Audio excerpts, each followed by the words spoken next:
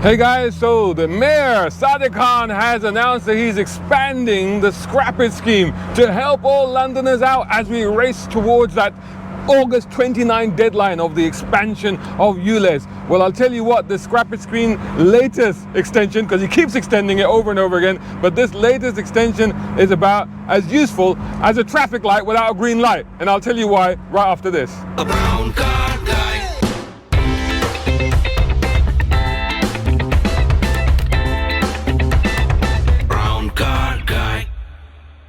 Right then, so the latest news being reported is that Sadiqkhan once again has extended the Scrappage Scheme. Why didn't he just decide in the beginning what he wanted to do with the Scrappage Scheme? Well, he keeps making changes to it. Oh, you're not eligible. Oh, now you are eligible. Oh, you know what? Now you can all be eligible. So what's happened now is that he's opened it up basically to every single Londoner. So no, it's not about benefits now. It's not about whether you get child benefit. It's now available to every single Londoner. The only thing is you have to wait till August the 21st to apply for it. So you can apply for it August the 21st. August the 21st. That's helpful considering that that's just over a week away from the actual expansion happening itself, which is August the 29th. So I don't know how helpful that is to anybody. Secondly, the amount that you will get is still the same. It's 2,000. There's a slight difference in what companies will get. I think there's a slight increase there, but it's not significant. The reality is, I think it's gone from like 5 grand to 7 grand and still like 9.5 grand if you're switching to an electric commercial vehicle.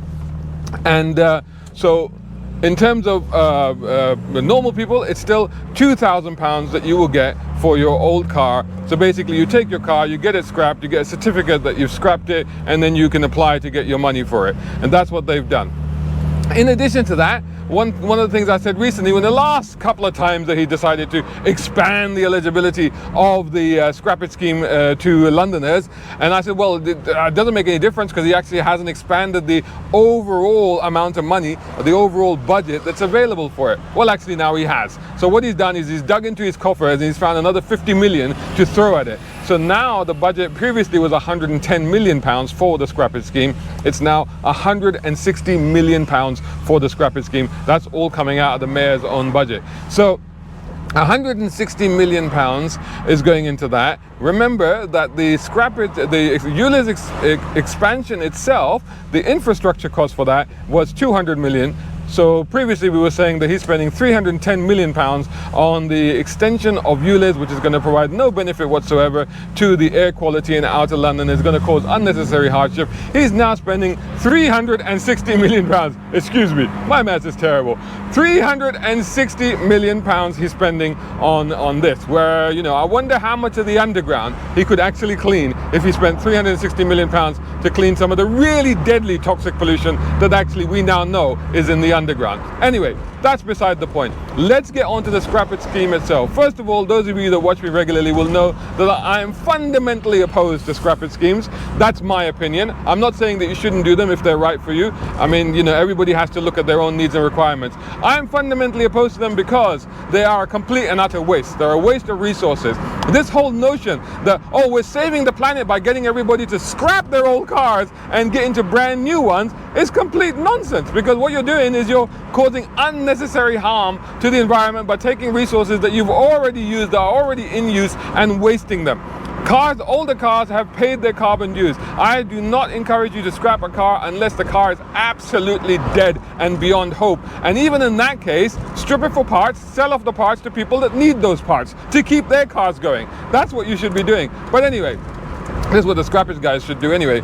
So, first of all, I'm opposed to the Scrappage Scheme. It makes no sense. Secondly, this is the real thing. People may be hailing him as like, wow, this is fantastic, look what he's done.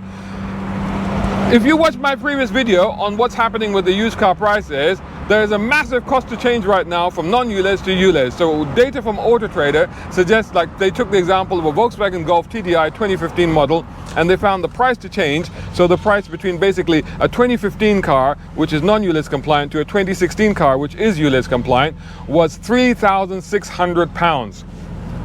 Now keep in mind that if you use if you go into ULEZ and you have to pay ULEZ charges of £12.50, if you have to pay it 5 days a week because you're commuting into work, then basically you're paying £3,250 for the year. So in fact, you would save money paying ULEZ. Not that I'm supporting ULEZ, but I'm just telling you that financially, think about it. And also your cost of change is going to be more because you're going to get less significantly less for your non-ULEZ car. So that 3,600 might easily go into 4,000, 4,500 pounds that you would spend just to change your non-ULEZ car to a ULEZ car.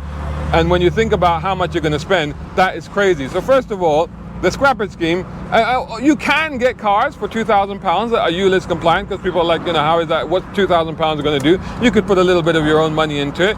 But here's the thing, for a lot of people that are having to switch out of their wonderful diesel SUV family cars that meet their needs and requirements and are perfectly good cars, the car that they're going to get for £2,000 or just slightly over is going to be nowhere near the needs that they have for that car. It's going to be a cheaper, older petrol car, probably with less safety features, probably with less space in it. That's the problem. Now that is if you can actually get a car, because this is the other thing that these people just don't think about when they introduce these schemes. There are no cars available. And again, the data from Auto Trader recently that I talked about in my previous video fundamentally proves that. They described the fact that there was a 19% increase in demand for used cars in the UK compared to last year, only a 7% increase in supply of used cars. There just aren't enough cars to go around. So for you, Sadiqkhan the mayor, to introduce a scrappage scheme extension, whatever you want to call it, what is it, 27 days or something, 26 days before the actual extension happens, at a time when prices of ULEZ cars are absolutely rocketing, and they're going to continue to rocket as you get closer to the actual August 29 date, and your old non-ULEZ compliant car is simply going to be worthless by that time. In addition to that, there's going to be no cars. There's going to be a fundamental shortage of ULEZ compliant cars in the southeast area. So red herring, guys. This really doesn't help anyone in any way whatsoever. It doesn't help the individuals, and it doesn't help the planet, and it's a complete waste of resources and marketing budget as well. Anyway, catch you in the next video. Brown car guy. Hope you enjoyed that video. If you did, please hit the like button and share this video as well if you can. And while you're at it, check out these guys who also sponsor my content. I am deeply grateful to them because it helps me to buy new equipment, put fuel in the cars, and yes, buy a cup of coffee. You can do the same. Just go here or right here on YouTube. Just hit these three little dots down here and click on thanks. Make sure you're signed in first. My content is free, but this is how you can help me keep it that way. I may even send you a gift. Oh, by the way, watch this next.